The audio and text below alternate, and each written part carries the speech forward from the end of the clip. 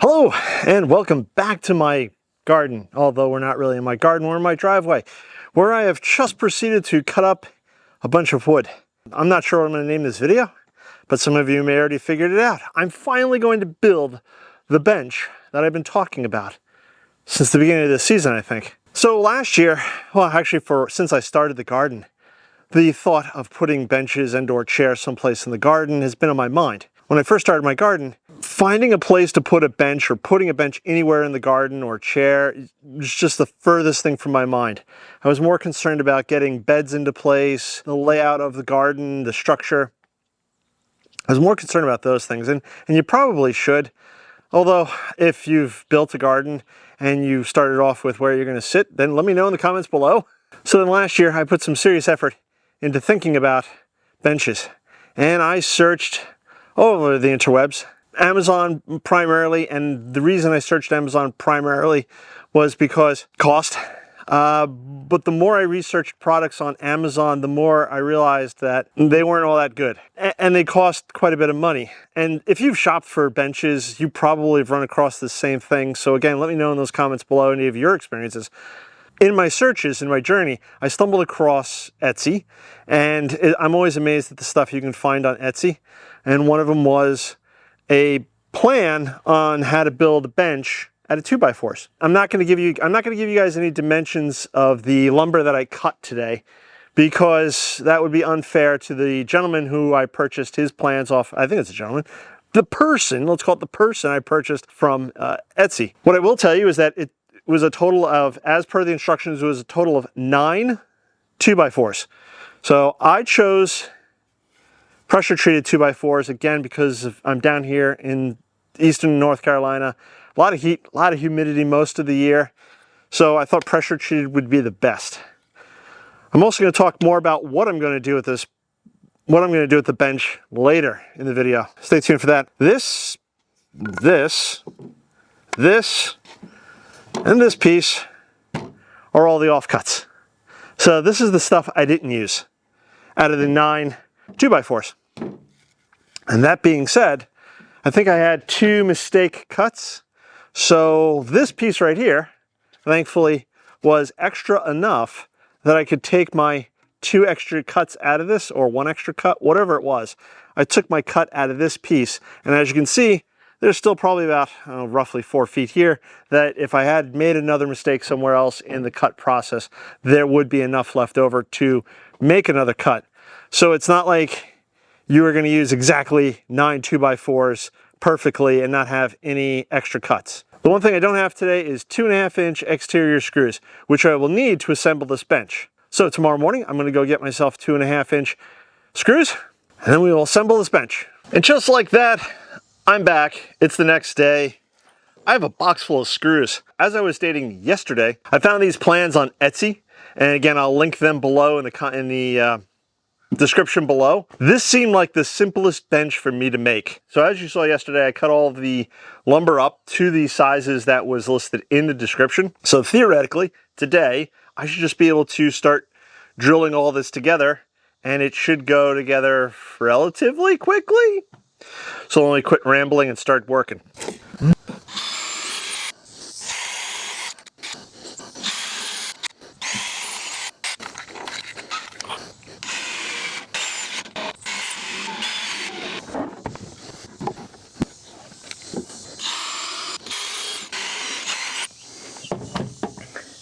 One of the things I do like about this plan is he emphasizes the pre-drilling your holes, which is always a good idea.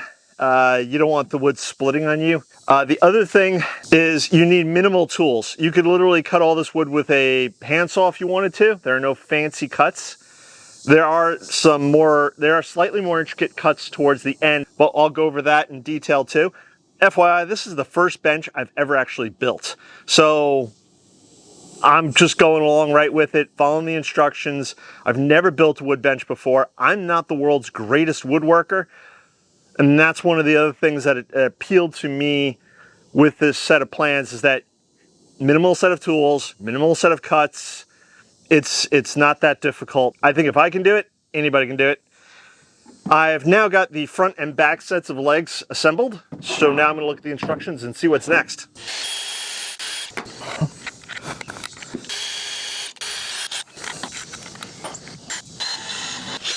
The seat base is now done.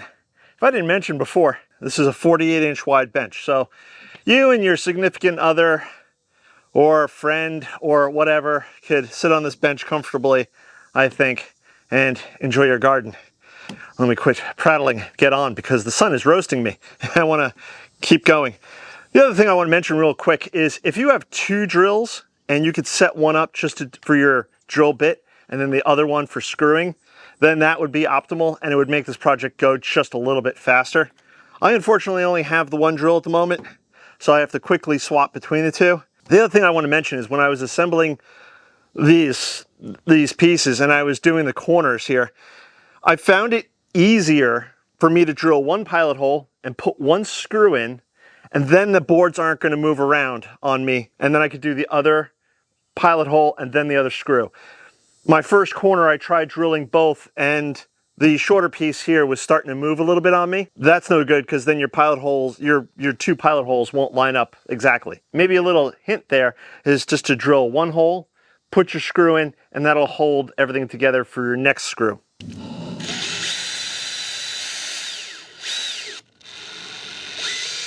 The seat base and the legs are all now attached, as you can see.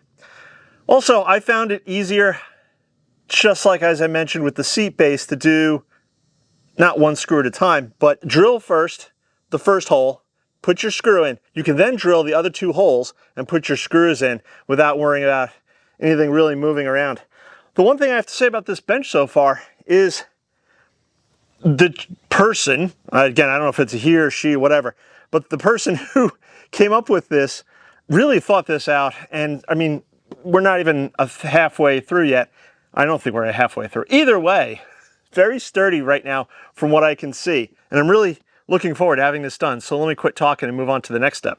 Inch and a half, inch and a half. So next we're going to be starting to put on the backer boards apparently, according to the instructions. That looks good. I am going to grab an extra tool, which I don't think was in the instruction list, but I think it's going to help make my life a little easier putting these boards on. All right, I got me some clamps. And really what I'm going to do is just use the clamp as sort of like an extra set of hands.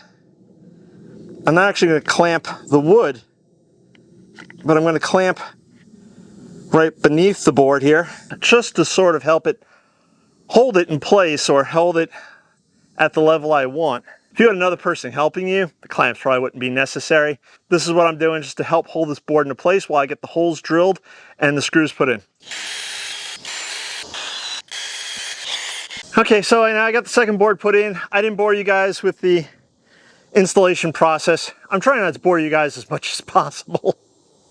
And if you haven't figured it out, this is not a how-to. I stated in the beginning of this video, I don't want to give away the person's plans because, you know, they're selling them up on Etsy, and I think at the time it was a fair price. But they had put in the time, the work, the effort, and the energy to come up with this bench plan for idiots like me to try to put together. There is another back piece that needs to go in place, but apparently that's done later.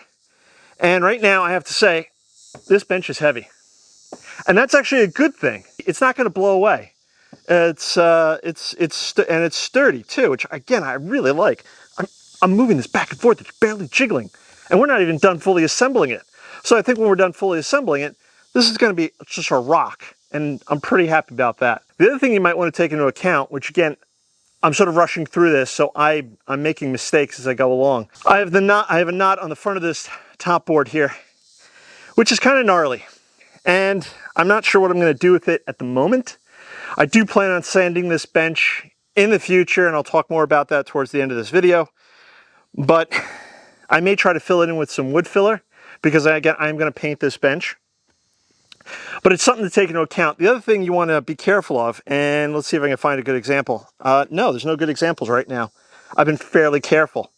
I'm trying to put any ugly knots towards the backside or some places that I'm not going to see them. And I'm trying to make sure that, I think it's this board here has a gnarly knot on the bottom as well. So if you have a knot like that that has pieces missing or something like that, water will collect in there and help rot the board. Experienced woodworkers, you know all this. So you want to put them facing maybe downwards or hiding them someplace else where you're not going to see them, or water won't necessarily collect into them. It's just to help preserve the board that much longer. Let me stop prattling and keep drilling. Okay, so we're up to the part of putting the seat bottom on, which I've already started. And let me explain. The instructions say to put the front and the back on first. And by doing that, you'll then be able to space the rest of the boards equally. They also give you an option, which I think is a good option, of doing a 1/4 inch reveal on the front. So basically your top board, your front board here sticks out about 1/4 inch. So that's what I did. It doesn't seem like much. Maybe on my next bench, I'll do a 1/2 inch. All that means is it'll be a little more pronounced, and the gaps between the boards, the remaining 4 boards that are here, will be a little wider, but that's okay. So what I'm going to do now is try to space these boards as evenly as I possibly can, and then drill them all into place.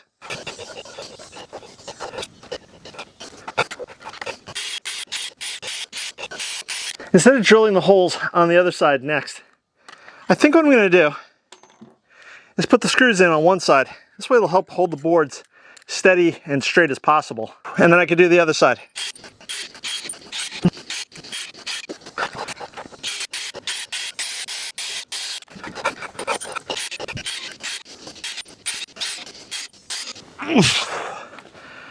You know, something just occurred to me as I was screwing down these pieces here. If I intend on painting this, which I do, painting between these boards is going to be a royal pain.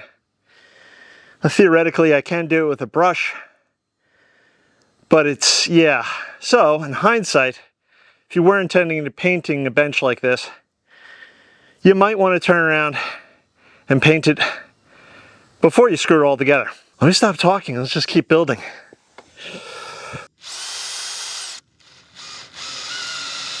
Okay, so the last piece of the back is on. Just to make another note, to get that bottom piece on, the wood was sort of tight because it's cut to exact measurement there.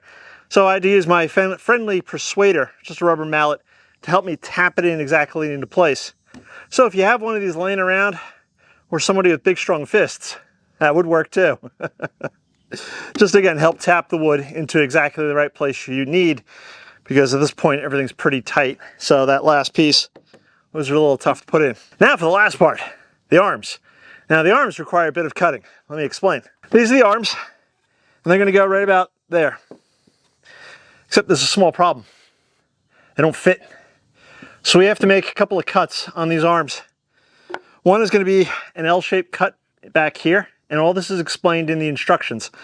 Again, very clearly, you can do it with a handsaw, a jigsaw. I might see if I can find my jigsaw to make this piece a little easier. And then you're going to screw it into place. Not a big deal. And then at this point, the bench is pretty much done.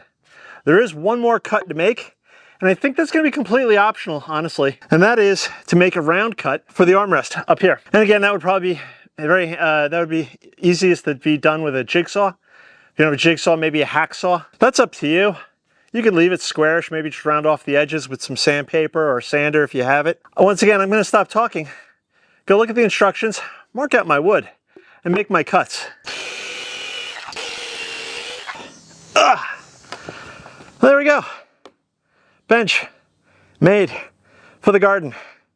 Something to sit on. I rushed the end cuts here on my arms, but I'm pretty confident I can fix them later with a little sandpaper. And if they're imperfect, that's fine. This is my bench.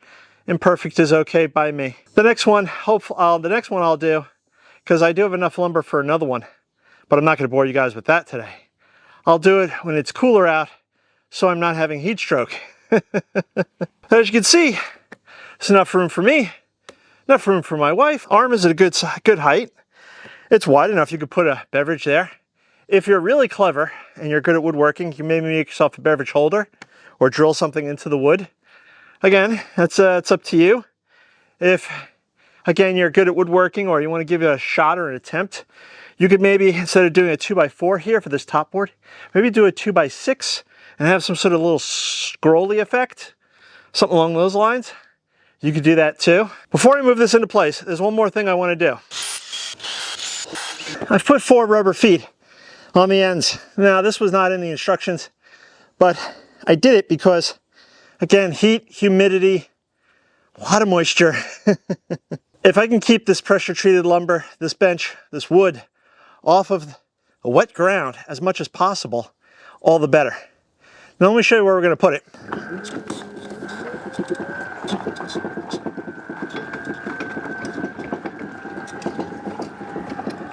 Well, here we are in the flower garden, and we're out towards the street here, and in front of me is the entrance. Now, this bench is supposed to be centered with the entrance, so as much measuring as I did, I seem to be off to one side. I have some stones down on the ground here that this bench is sitting on, so again, not really in direct contact with the ground. Another project here to fix, but I'll fix it. It's easy enough to move around the stones, plus these stones that I have the bench on aren't exactly level. So I went and sat down at that end, the whole bench would tilt. But that's okay, because this bench has to move in a few weeks. Right now it's just here, just to show you guys kind of what I was thinking, where I'm thinking of putting it, and what my view will be, because I'll be able to see the greenhouse and all the good stuff over there. And eventually behind me will be a 4-foot hedge. I may let it go to 6 foot, provide some privacy. As I mentioned in other videos, this whole flower garden will be surrounded by hedging. Another 5 to 10 years. It'll get there. So, what do you think about the bench? Thoughts? Opinions? Like I said, in a few weeks' time, this bench will move back over to the garage area, where I'll give it a sanding once this wood starts to dry out, and I'll give it a paint job. So far as paint, I'm thinking white or maybe a dark green. What do you think? Leave your comments below. Should I paint it another color? This bench, I think, is going to be the only bench in the flower garden. Like I said, I have more wood for another bench. That one's going to go closer to the house, and it's going to give you a different view and perspective. Because if you put a bench or a chair or a table and a chair someplace in the garden, I think it should look out onto something, or you should have a certain view or vantage point. Do you have a seat sitting in your garden? If so, let me know in the comments below. If you haven't subscribed, please subscribe, click that bell icon to be notified when I do post a new video. Sophie here would much appreciate it. Go on, go play. Be sure to check out all the links below in the description.